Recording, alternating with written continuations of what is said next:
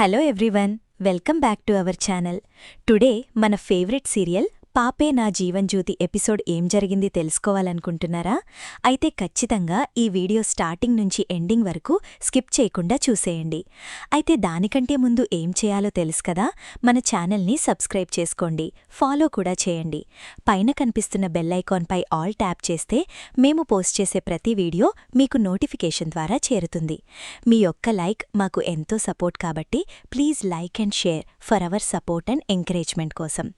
నేనైతే ఈ ముగ్గు వేస్తే సులభంగా ఈరోజు ఎపిసోడ్ ఏం జరిగింది అనేది వివరించేస్తాను. కాబట్టి చివరి వరకైతే స్కిప్ చేయకుండా చూసేయండి. లైక్ చేయకుండా ఎపిసోడ్లోకి వెళ్ళిపోదాం. ఈ రోజు మొత్తానికి ఎంత గొంతు చించుకుని ఎంతమందితో ఎన్ని రకాలుగా ఆనంది వాళ్ల కూతురు అని చెప్తున్నా కూడా ఇందుమతి చేసిన మోసంలో కూరుకుపోయిన వీళ్లు ఆనందిని నమ్మకుండా అసలు జీవనాయే వాళ్ల సొంత కూతురు అన్న మబ్బిలో ఉంటారు. ఇంక పూజారితో చెప్పిస్తారు, ఆదిత్య చెప్తాడు, సింహాద్రి చెప్తాడు. చివరికి ఎప్పుడూ అబద్ధం చెప్పదు అన్న అంత నమ్మకమున్న ఆనంది కూడా చెప్తున్నా వాళ్ళెవ్వరూ వినలేని పరిస్థితిలో ఉంటారు. ఇంక సునంద అయితే మాత్రం ఇంక ఆనంది మాటలు వింటుంటేనే చిరాకు పడుతూ ఉంటుంది.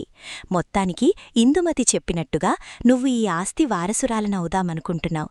జీవనాకి అన్యాయం చేసి తన స్థానంలోకి నీ తల్లిపోయాక దిక్కులేకుండా ఉండిపోతావన్న ఆలోచనతో నీకీ దురాశ వచ్చి ఇక్కడుండడానికి నువ్వింత పెద్ద ప్లాన్ పగడ్బందీగా వేశావు అని చాలా మాటలంటుంది సునంద. సింహాద్రి తన భార్యను చంపేశాడని నింద నా కోడల్మీద వేశాడు. అలాగే ఇందుమతి వాళ్ల బావగారిని చంపేయాలంటుందని నింద ఆవిడ మీద వేశారు. ఇంక నువ్వు వీళ్ల సూర్యజ్యోతిలో అసలు కూతురివి నువ్వే అని, జీవన అసలు కాదు తెలిసి కావాలని తను నాటకం చేస్తుందని నింద కూడా వేసేసి నువ్వు దగ్గరవ్వాలనుకుంటున్నావు. ఇన్ని కుట్రలు చేసిన నిన్ను ఎందుకు క్షమించాలి? అసలు నీ మనసులో ఇలాంటి దురాలోచన ఎందుకు పుట్టింది అని చెప్పి సునంద చాలా తిట్టేస్తుంది ఆనందిని. ఆదిత్య చెప్పడానికి ప్రయత్నిస్తున్నా నీకేం తెలీదు, నువ్వు మధ్యలో మాట్లాడకురా అని చెప్పేసి ఆదిత్య నోరు మోయించేస్తుంది.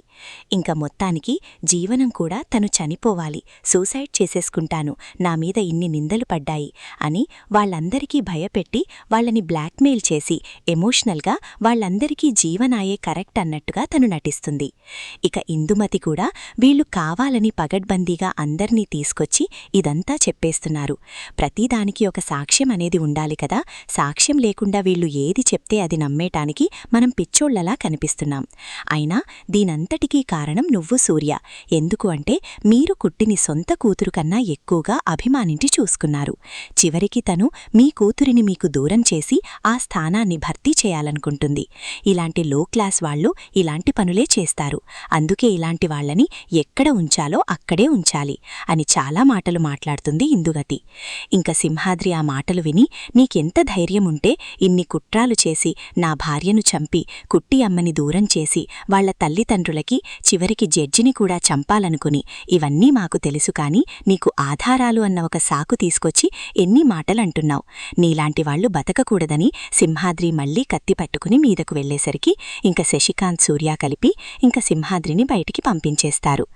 దయచేసి ఇక్కడ్నుంచి వెళ్ళిపో సింహాద్రి, తాగేసి ఉన్నట్లున్నావు, నీ భార్య చనిపోయింది అన్న దానితో ఏదేదో మాట్లాడుతున్నావు అనేసరికి సింహాద్రి అంటే తాగేసి ఉన్నాడు ఏదేదో మాట్లాడుతున్నారు అని సింహాద్రి మామ కోసం అంటున్నారు.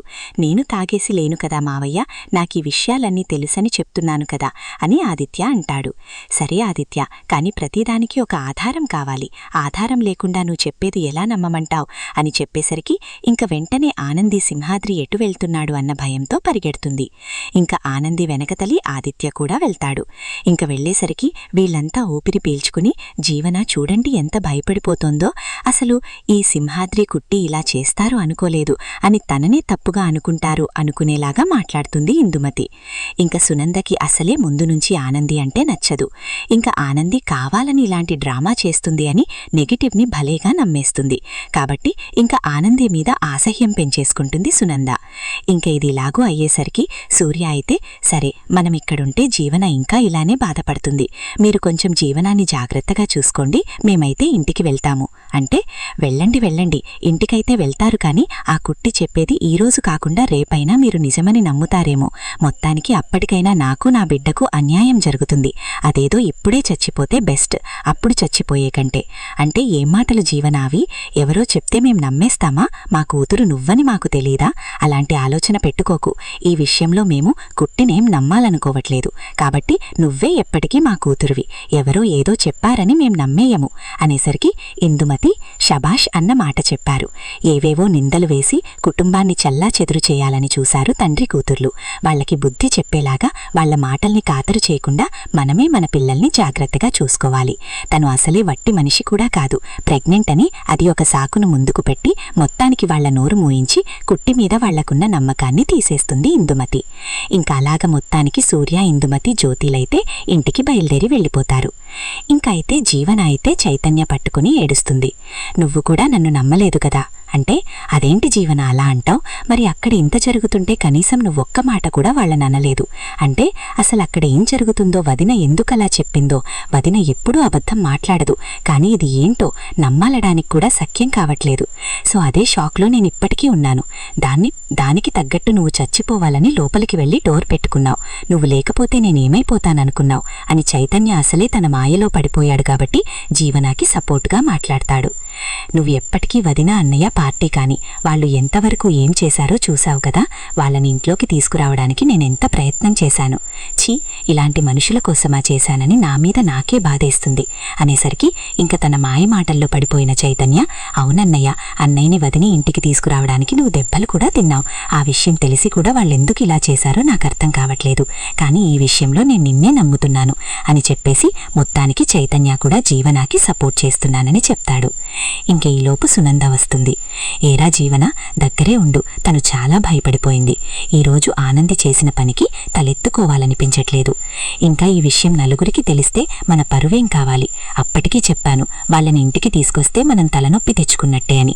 ఇద్దరూ విన్నారా? వాళ్ళని తీసుకొద్దామని వాళ్ల కోసం ఆలోచిస్తే ఈరోజు నీ భార్యని పక్కన పెట్టి తను ఇంటి కూతురు అవుదాం అనుకుంటుంది. ఇదిరా మీ వదిన అని చెప్పి ఇంకా సునంద కూడా లేనిపోని మాటలతో చైతన్య మనసు మారేలాగా మాట్లాడుతుంది. అలా చెప్పండి అత్తయ్య, నిజంగానే మీరు నన్ను ఆ రోజు కొట్టడంలో తప్పే లేదు. దెబ్బలు తినైనా వాళ్ళని ఇంటికి తీసుకురావాలనుకున్నాను. తను ఆ కృతజ్ఞత కూడా నిలబెట్టుకోకుండా నాకే అన్యాయం చేసి నా మీదనే నిందలు వేస్తున్నారు. ఇంకా సింహాద్రి చూస్తే ఆగేలా లేడు. మర్డర్ చేయడం అంటే చిన్న విషయమా? మనుషులు దూరమైతేనే తట్టుకోలేని నేను అలా శాశ్వతంగా ఎలా చంపేయాలనుకుంటాను. కనీసం ఆలోచించాలి కదా అని చాలా నటనతో మాట్లాడుతూ ఏడుస్తుంది జీవన. అవన్నీ నేను చూసుకుంటాను జీవన, నువ్వు కడుపులో బిడ్డ, ఇద్దరు జాగ్రత్త. కనీసం నువ్వు ప్రెగ్నెంట్గా ఉన్నావని కూడా ఆలోచించుకున్నా ఎంత కుట్రకి దిగజారారు వీళ్ళు. వీళ్ల సంగతి ఏంటో నేను చూసుకుంటాను. ఇంకా నువ్వేమీ ఆలోచించుకో, ప్రశాంతంగా ఉండు అని చెప్పేసి ఇంకా అక్కడి నుంచి సునంద అయితే వెళ్ళిపోతుంది. కానీ శశికాంత్ ఎందుకో చాలా దీర్ఘంగా ఆలోచిస్తాడు. ఆనంది ప్రాణం పోయినా అబద్ధం చెప్పదు. ఆదిత్య కూడా అన్నీ తెలుసుకున్నాకనే మాట్లాడతాడు. అలాంటిది ఈరోజు వాళ్ళు ఎంత చెప్తున్నా వాళ్ళ మాట మాత్రం మార్చకుండా ఆనందియే తన కూతురు అని ఇద్దరు చెప్తున్నారు. అంటే ఇందులో ఏదో మెలుగు ఉండొచ్చు. కాబట్టి ఇది ఎందుకు వీళ్ళెవరూ అర్థం చేసుకోవట్లేదు. కానీ అంతా గజిబిజిగా ఉండి ఈ సింహాద్రి రావటం, పద్మమ్మని జీవనాయే చంపేసిందనటం, ఈ జడ్జిని వీళ్ళు చంపాలనుకోవటం, ఏంటో ఈ ఆనంది వీళ్ళ కూతురేంటో అన్నీ ఒకటేసారి చెప్పేసరికి మాటికి మాట పొంతను లేకుండా ఎవ్వరూ మాట వినని పరిస్థితికి తెచ్చుకున్నారు. కానీ శాంతంగా కూర్చొని ఆలోచిస్తే ఎందుకో ఆనంది కళ్లల్లో ఆవేదన కనిపించింది. అది నిజం కూడా అయ్యుండకూడదు అని ఏం లేదు కదా, ఒకసారి కనుక్కుంటే నాకు కూడా తెలుస్తుంది అని చెప్పేసి శశికాంత్ అయితే మాత్రం సూర్యజ్యోతిలకి కాల్ చేస్తాడు. ఎప్పుడూ లేంది శశికాంత్ అలా కాల్ చేసేసరికి ఇంకా సూర్య, చెప్పండి బావుగారు అనేసరికి, మీతో నేను ఒకసారి మాట్లాడాలి. సో మీరు ఇంటి దగ్గరే ఉంటే చెప్పండి, నేను వస్తాను. అంటే పర్లేదు, ఫోన్లో చెప్పండి, మీరు ఇక్కడి వరకు రావటం ఎందుకు, అసలే మీ ఆరోగ్యం కూడా బాగోదు కదా అనేసరికి, ఏం పర్వాలేదు, ఇది ఫోన్లో మాట్లాడే విషయం కాదు, నేను వస్తాను అని చెప్పేసి శశికాంత్ అయితే సూర్యజ్యోతిల ఇంటికి బయలుదేరతాడు. ఇంకా ఉన్న పాటుగా శశికాంత్ బయటకు వెళ్లేసరికి ఈ సునంద ఎందుకు ఇంత హడావిడిగా బయటకు వెళ్తున్నారు అనేసి అనుకుంటుంది. ఇంకా సునంద అడుగుతుంది, ఎక్కడికండి వెళ్తున్నారు అని. వెళ్ళేటప్పుడు ఎక్కడికి అని అడగకూడదు, వచ్చాక చెప్తాను, కానీ అంతా మంచే జరిగి అందరం సంతోషంగా ప్రశాంతంగా ఉండాలనైతే కోరుకో. అంటే ఈయన ఏదో చెయ్యబోతున్నాడనైతే సునందకి అర్థమవుతుంది. కానీ ఏంటో తెలియని సునంద అయితే మాత్రం కామైపోతుంది. ఇంకా ఈలోపు శశికాంత్ ఇలాగూ సూర్యజ్యోతిల దగ్గరికి వెళ్తారు. ఆనంది, ఆదిత్య బాధతో వస్తారు. కానీ వాళ్ళంతకంటే ముందే సింహాద్రితో మాట్లాడతారు. నాన్న ఊరుకో, నా జీవితం ఇంకా ఇంతే. సొంత కూతురుగా నేనే వాళ్ళ కూతురునని నిజం చెప్తున్నా వాళ్ళు నన్ను నమ్మలేని పరిస్థితిలో ఉన్నారు. అయినా వాళ్ళు నన్ను ఏం లాభం? ఆనంది, నువ్వే తెచ్చుకున్నావు. ఆ విషయం నాకు తెలిసిన రోజే నేను నిన్ను చెప్పేయమనన్నాను. ఆ రోజు చెప్పేసుంటే ఈ రోజు ఇంతవరకు వచ్చేది కాదు.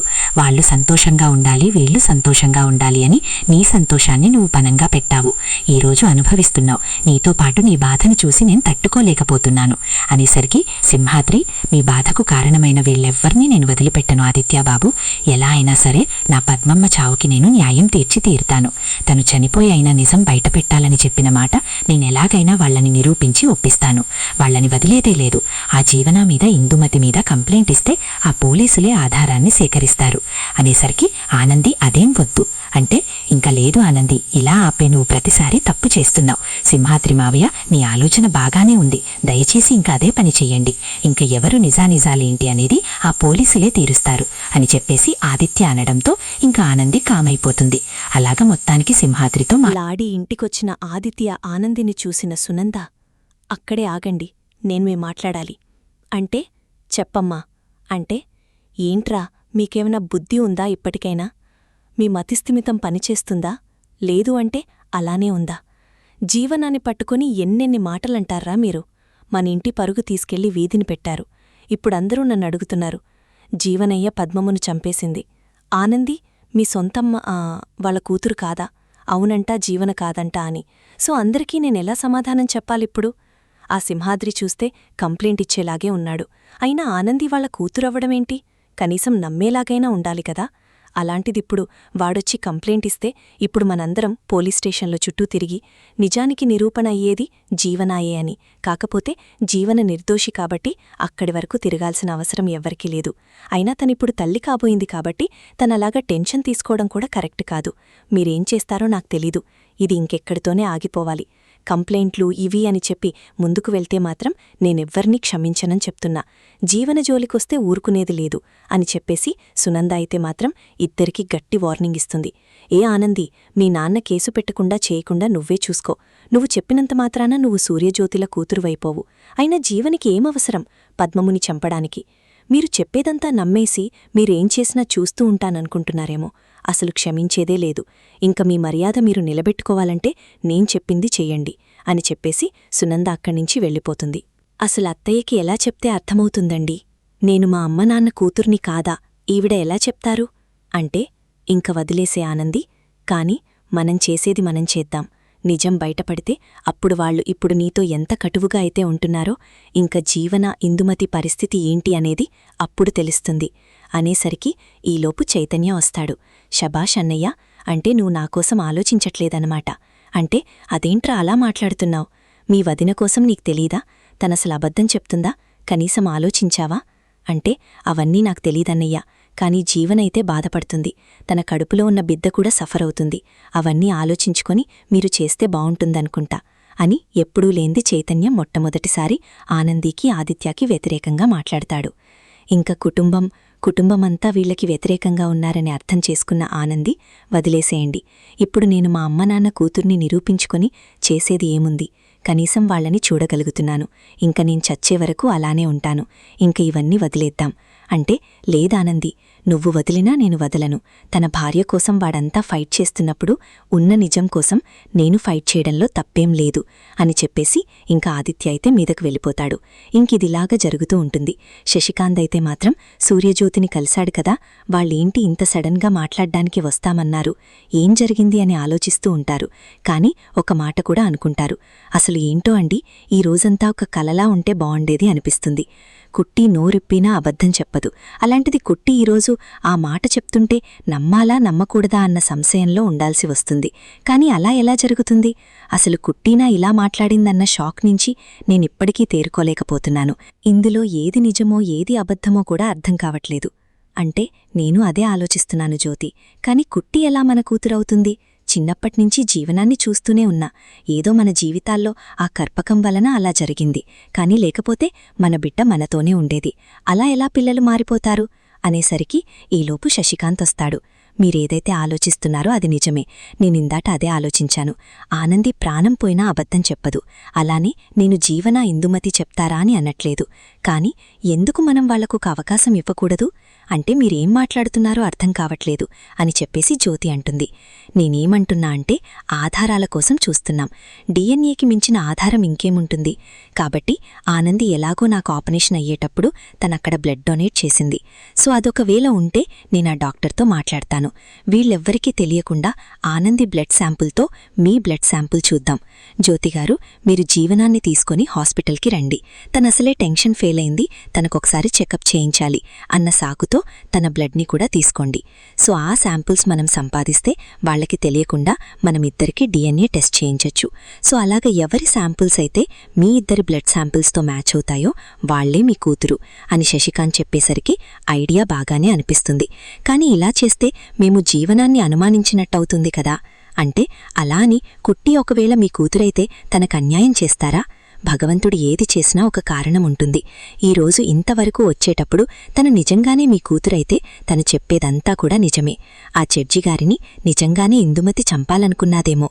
ఎందుకిలా ఇలా ఆలోచించి మనం వెళ్లకూడదు, మీరు లాయరే కదా అని చెప్పేసి శశికాంత్ అనేసరికి ఇంకా అది కూడా నిజమే కదా అనుకొని వీలైతే మాత్రం ఆ పని చేయడానికి సిద్ధపడతారు.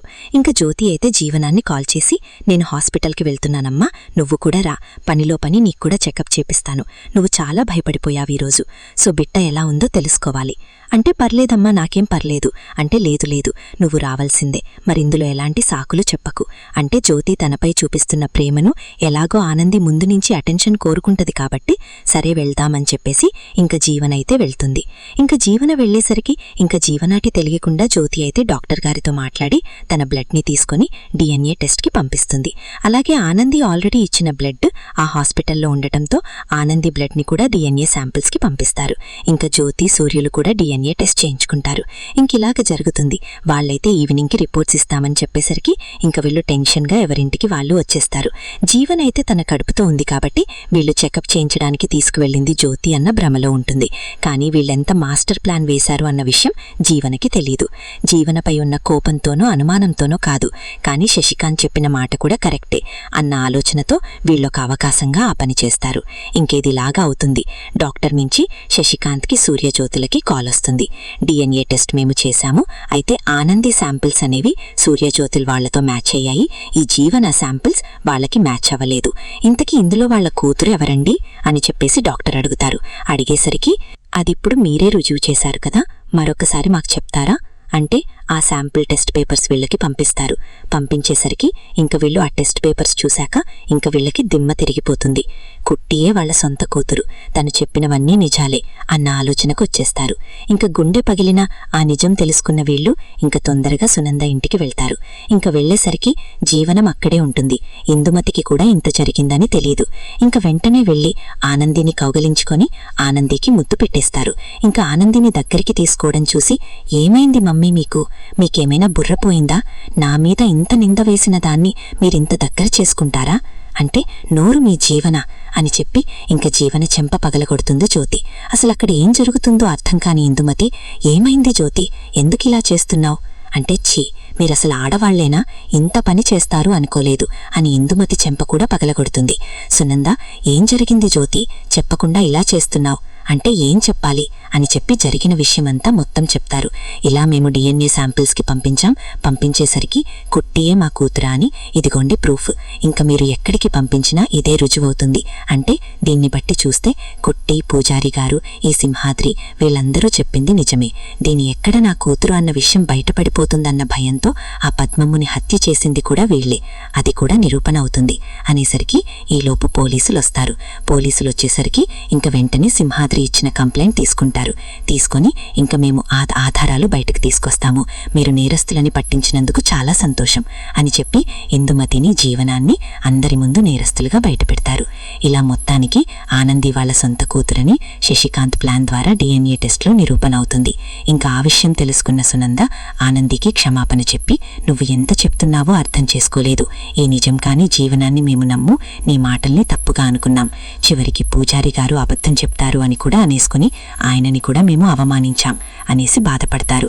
ఇంకా ఆనంది అనుకోకుండా శశికాంత్ మా విఏ చేసిన ఆ ప్లాన్లో తనే తన సొంత కూతురని నిరూపణ అయినందుకు ఇంకా ఆదిత్య ఆనంది చాలా సంతోషపడతారు.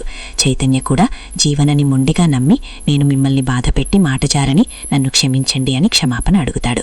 ఇలా మొత్తానికి ఇందుమతి జీవనాలు కుట్టలు బయటపడి వాళ్ళు ఇంకా పోలీసుల బారిపడి అరెస్ట్ అవుతారు. ఇది జరిగిన విషయం. ఇలాంటి మరికొన్ని ఇంట్రెస్టింగ్ ట్విస్ట్ ఎపిసోడ్ సీరియల్ కంటే ముందే తెలుసుకోవాలనుకుంటే మన ఛానల్ని ఫాలో చేయండి, సబ్స్క్రైబ్ చేయండి.